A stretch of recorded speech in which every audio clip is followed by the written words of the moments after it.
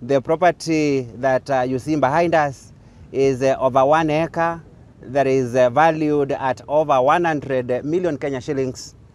It is property that had been grabbed from the government, but EACC has recovered this property and returned the same to the public.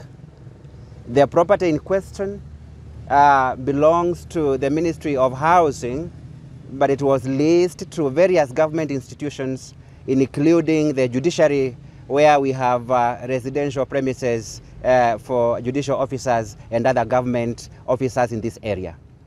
Indeed, the grabber who had the title deed for this land attempted to evict the judge, and that is when we got information that the land is actually in the hands of criminals and grabbers, and we moved in and conducted investigations, and the commission has been able to successfully recover this property and returned the same to the government.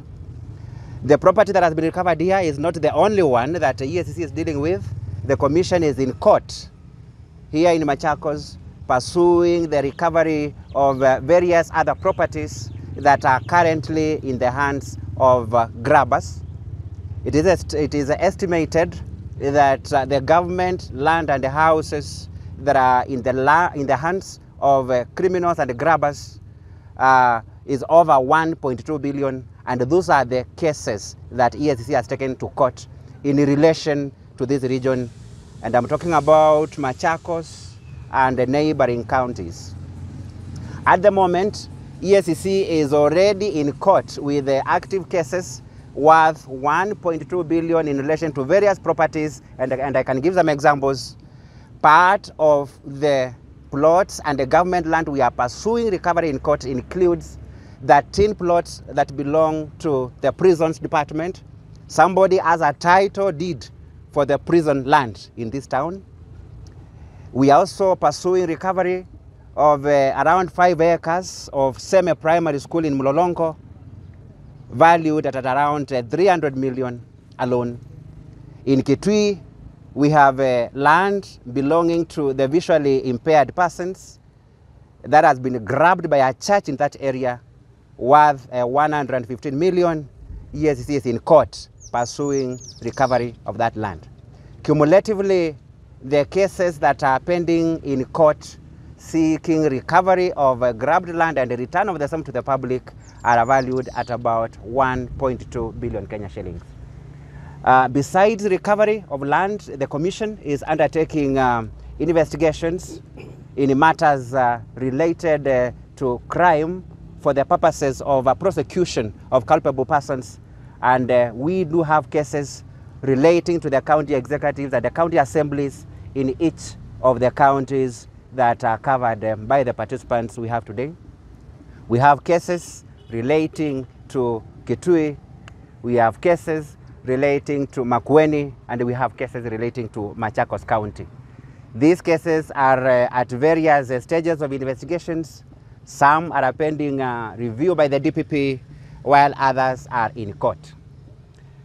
In terms of land grabbing, EACC has noted that land grabbing remains a big challenge in the country, and in fact, most government plots, particularly those belonging to the Ministry of Housing in various towns across the country, are in the hands of private persons. These are individuals who grabbed these pieces of land in collusion with the corrupt land officials.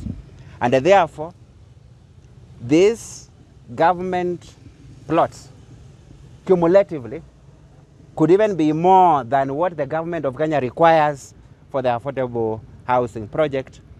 And that is why EACC continues to recover them. Any person out there who is in possession of government property, be it land or any other property, is encouraged to come forth and enter into those negotiations under the ADR process to voluntarily return what they have, instead of waiting for the lengthy and costly litigation in court. Contrary to that, the Senate of the Republic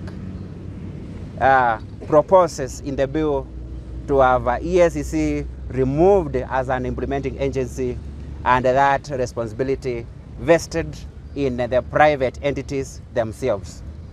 In effect, that means if the conflict of interest law will be implemented by the public entities themselves, it constitutes officials investigating themselves, which is a conflict itself.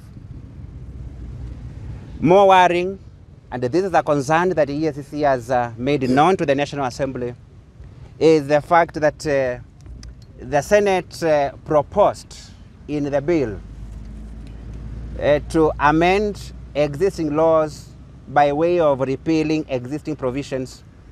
And one of them is the provision that makes a conflict of interest a criminal offense under the Anti-Corruption and Economic Crimes Act.